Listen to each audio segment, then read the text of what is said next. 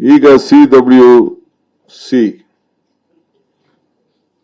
ಮತ್ತು MA management authority ಮತ್ತು ಎರಡು ಕೂಡ ಏನು 3,500 ಕ್ಯೂಸಿಕ್ ನೀರು ಬಿಡಬೇಕು 15 ದಿನಗಳ ಕಾಲ ಅಂತ ಹೇಳಿ ಆದೇಶ ಕೊಟ್ಟಿತ್ತು. ಇದು ಬಹಳ ಸಂಕಟದ ಪರಿಸ್ಥಿತಿಯಲ್ಲಿ ತೀರ್ಮಾನವನ್ನ ಮಾಡಿದ್ದು. 9 TMC ಬೇಕು ಅಂತ ಹೇಳಿ ಬಿಜೆಪಿ ನಮ್ಮ ತಮಿಳುನಾಡು ಸರ್ಕಾರ ಅವರು ವಾದವನ್ನ ಮಂಡಿಸಿದ್ರು. ಸೊ ನಮ್ಮ ಯಾವ ಡ್ಯಾಮು ಕೂಡ ತುಂಬಿರಲಿಲ್ಲ, ಮಳೆ ಇರಲಿಲ್ಲ. ನಿಮ್ಮೆಲ್ಲರ ಆಶಯದಂತೆ ರಾಜ್ಯ ಜನತೆಯ ಪ್ರಾರ್ಥನೆಯಂತೆ ಇವತ್ತು ಸ್ವಲ್ಪ ನಮಗೆ ಮಳೆ ಬಂದು ಸ್ವಲ್ಪ ಸುಧಾರಣೆ ಆಗಿದೆ. ಈಗಾಗಲೇ ತಮಗೆ ಹೇಳಬೇಕು ಅಂದ್ರೆ ಈಗ ಬೆಳಗ್ಗೆ ಈ ಮಧ್ಯಾಹ್ನ ಬಂದಿರುವಂತ ನನಗೆ ಮಾಹಿತಿ ಪ್ರಕಾರ ಕಬಿನಿಲಿ 24,000 TMC ನೀರು ಇನ್ಫ್ಲೋ ಕ್ಯೂಸಿಕ್ 24,000 ಕ್ಯೂಸಿಕ್ ಬರ್ತಾ ಇದೆ. KRS ಅಲ್ಲಿ 22,000 ನೀರು ಬರ್ತಾ ಇದೆ. ಸ್ವಲ್ಪ ಕೊಡಗಿನಲ್ಲಿ ಮಳೆ ನಿನ್ನೆಕ್ಕಿಂತ ಈಗ ಮಧ್ಯಾಹ್ನ ಬೆಳಗ್ಗೆಯಿಂದ ಸ್ವಲ್ಪ ಕಡಿಮೆ ಆಗಿದೆ. ಹೇಮಾವತಿಲಿ 11,884 ಕ್ಯೂಸಿಕ್ ಹರಿವು ಬರ್ತಾ ಇದೆ. ಆರಂಗಿಲಿ 10,430 ಕ್ಯೂಸಿಕ್ ನೀರು ಅಲ್ಲಿ ಬರ್ತಾ ಇದೆ. ಒಟ್ಟು 67,178 ಕ್ಯೂಸಿಕ್ ಅಷ್ಟು ಈಗ ಒಳಹರಿವು ಕಾಣ್ತಾ ಇದೆ.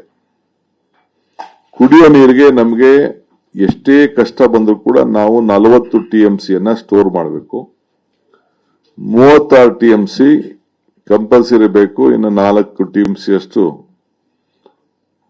ಏನು ನಮ್ಮ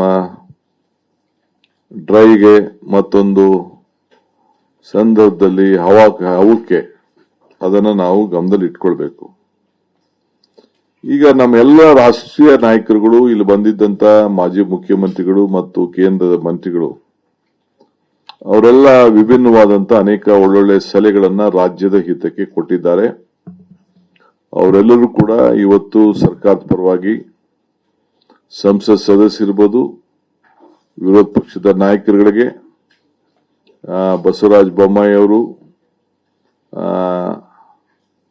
ಕುಮಾರಸ್ವಾಮಿ ಅವರು, ಸದಾನಂದ ಗೌಡರು, ವೀರಪ್ಪ ಮೊಯ್ಲಿಯವರು, ನಾರಾಯಣಸ್ವಾಮಿ ಅವರು, ಬಾಬುರವರು ಮತ್ತು ಇನ್ನೆಲ್ಲ ಶೋಭಕ್ಕ ಅವರು, ವಿಶೇಷವಾಗಿ ಯಡಿಯೂರಪ್ಪನವರು, ನಮ್ಮ ಮಾಜಿ ಮುಖ್ಯಮಂತ್ರಿಗಳಂತ ಸಿದ್ದರಾಮಯ್ಯನವರು, ವೀರಪ್ಪ ಮೊಯ್ಲಿಯವರು ಅವರೆಲ್ಲರೂ ಕೂಡ ಅವರು ಕೂಡ ಭಾಗಿಯಾಗಿ ಅವ್ರದೇ ಆದಂತ ಮಾರ್ಗದರ್ಶನವನ್ನ ಕೊಟ್ಟಿದ್ದಾರೆ.